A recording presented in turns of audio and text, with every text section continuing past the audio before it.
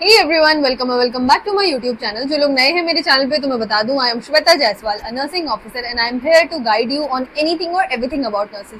So अगर अभी तक आपने मेरे चैनल को सब्सक्राइब नहीं किया है तो make sure to do it because ऐसे ही यूजफुल इन्फॉर्मेशन आपको मिलती रहेगी. चलिए बढ़ते हैं वीडियो की तरफ. जैसे कि आई गेस आप सभी लोगों के मन में अब तक तहलका मच चुका होगा बिकॉज आप लोग देख चुके हैं कि DSSB की एग्जाम डेट आ चुकी है एंड मैंने अपनी वीडियो में भी कहा था कि आप मान के चलिए कि आपका एग्जाम अगस्त में ही है. आप वो सितंबर वाली डेट को मत याद रखिए. आप समझिए कि जो 12 अगस्त से जो एग्जाम शुरू हुआ है ना, मेरा एग्जाम अभी ही है तो मतलब बहुत जल्दी एग्जाम आने वाला है. 200 मार्क्स का ये एग्जाम होने वाला है. 200 क्वेश्चन आएंगे. 2 घंटे हैं आपके पास सिर्फ, मतलब 120 मिनट्स में 200 क्वेश्चन.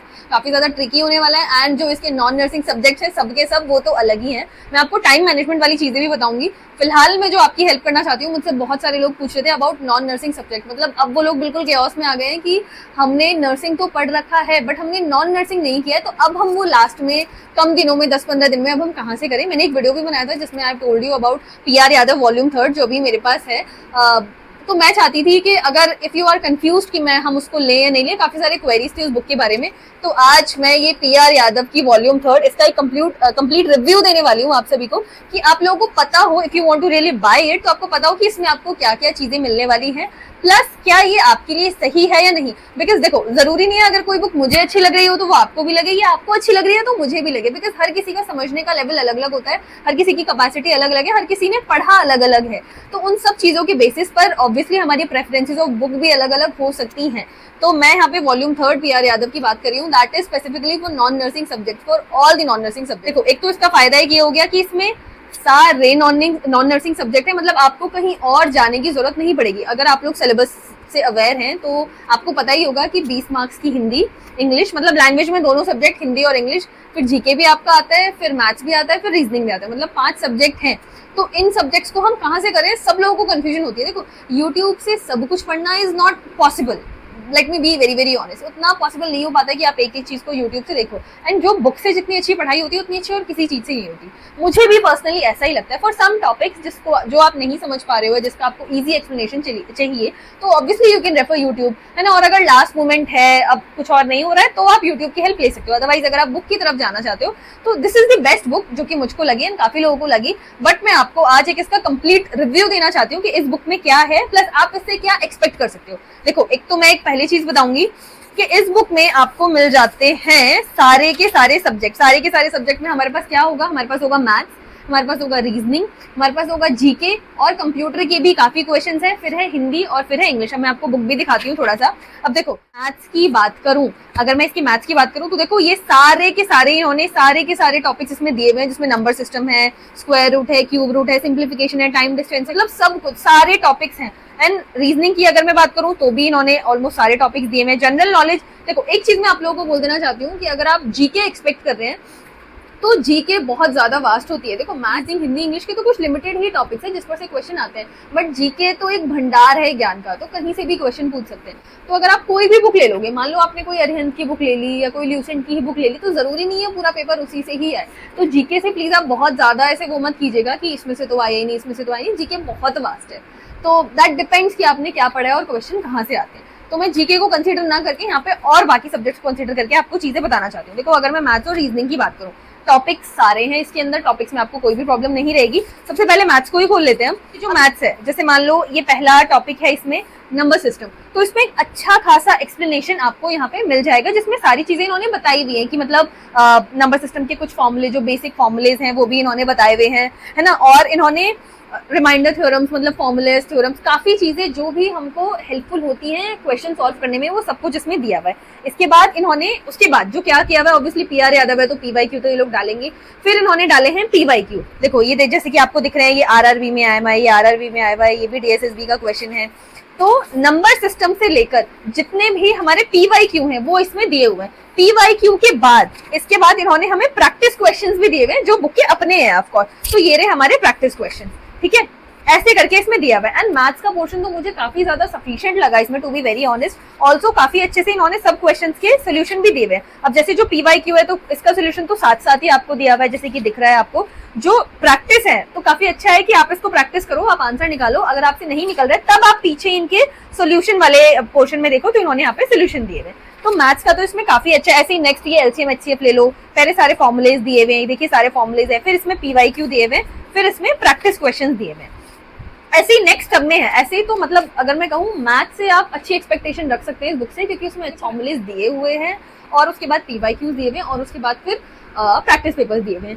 सेम चीज रीजनिंग में भी है। अगर मैं इसकी रीजनिंग में आ जाती हूँ अब सीधा, जैसे अभी कैलेंडर दिया हुआ है, ठीक है, कैलेंडर वाला चैप्टर है रीजनिंग में जिसमें से क्वेश्चन आते ही आते हैं। अभी कैलेंडर वाले की अगर मैं बात करूँ तो इसमें आपको देखो सारे इन्होंने फॉर्मूले दिए हुए।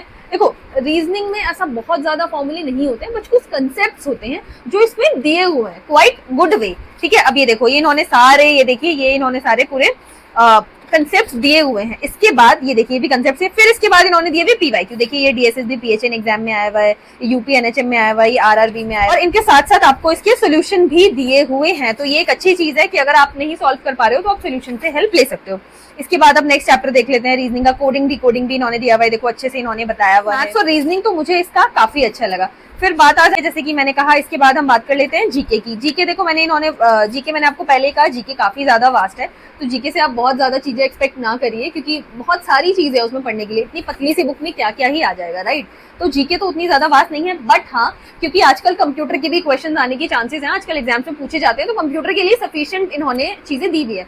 अब एक और चीज, जीके और कंप्यूटर के कंसेप्ट इन्होंने में, जैसे जीके में कुछ चीजें हैं जो पूछी जाती हैं, जैसे कि मुगल एम्पायर से अगर क्वेश्चन है, राइट। अगर मान लो इकोनॉमिक्स से क्वेश्चन है तो उन्होंने क्या हुआ, इकोनॉमिक्स से जितने भी प्रीवियस क्वेश्चन हैं जीके में, इकोनॉमिक्स चैप्टर से जितने भी प्रीवियस क्वेश्चन हैं वो उन्होंने यहाँ पे लिस्ट आउट किए हुए हैं, बता दे रही हूँ। कंप्यूटर पे भी इन्होंने पीवाईक्यू दिए हुए हैं, तो अगर मुझे लगता है आप वो चीजें कर लेंगे तो सफिशिएंट। हम बात कर लेते हैं हिंदी और इंग्लिश की।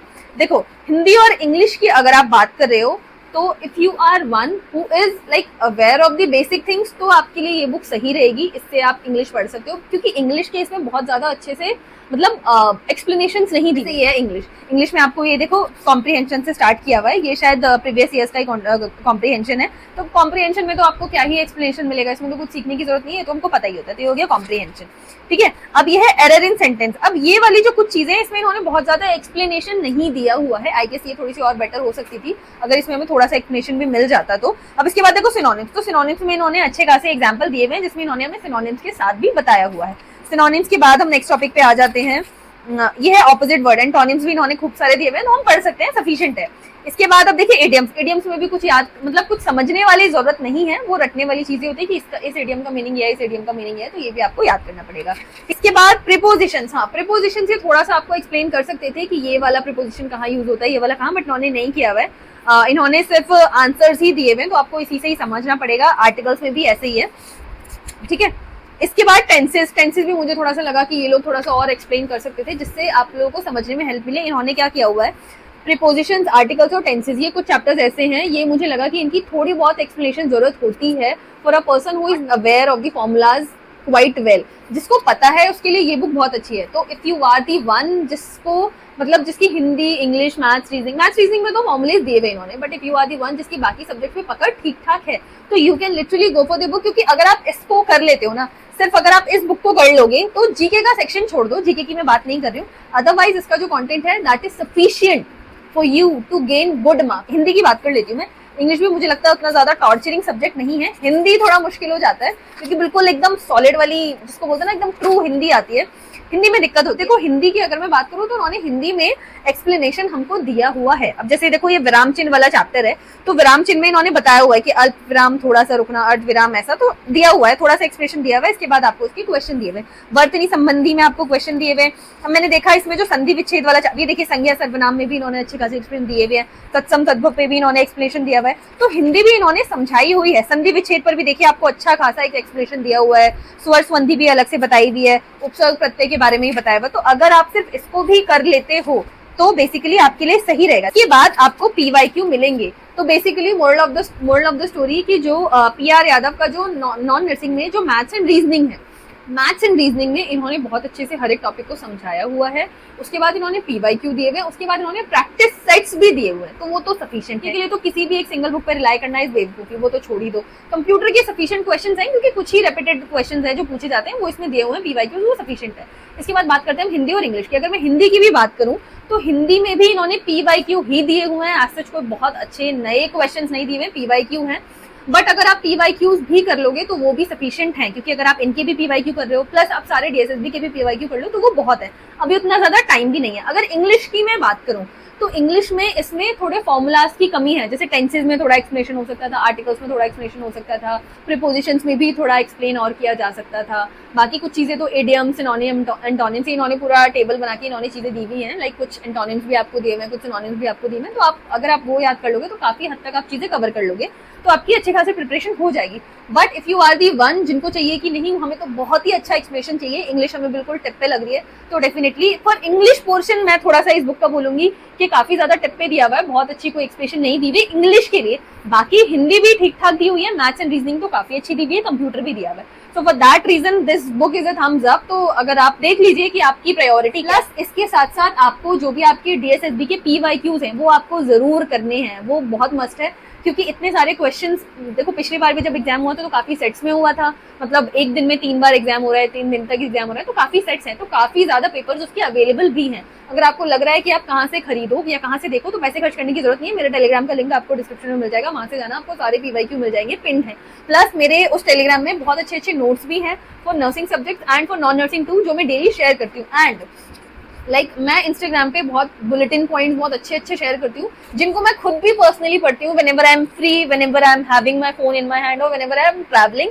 बहुत अच्छी नॉलेज गेन हो जाती है। मुझे बहुत सारे लोगों ने मैसेज भी किया कि उससे काफी ज्यादा क्वेश्चंस भी आए हुए हैं, तो काफी हेल्पफुल रहेगा आपके लिए। तो प्लीज आप मेरे इंस्टाग्राम प्रोफाइल को भी जाके देखिएगा, फॉलो कीजिएगा। तो उसमें मैंने जो हाईलाइट्स बना रखी है, जो स्टोरी हाईलाइट्स बना रखी है, उसमें मैंने कुछ रैपिड रिविजन के पॉइंट्स डाले हुए हैं, कुछ जीके के नोट्स डाले हुए हैं, तो वो सब कुछ हेल्पफुल है आपके लिए।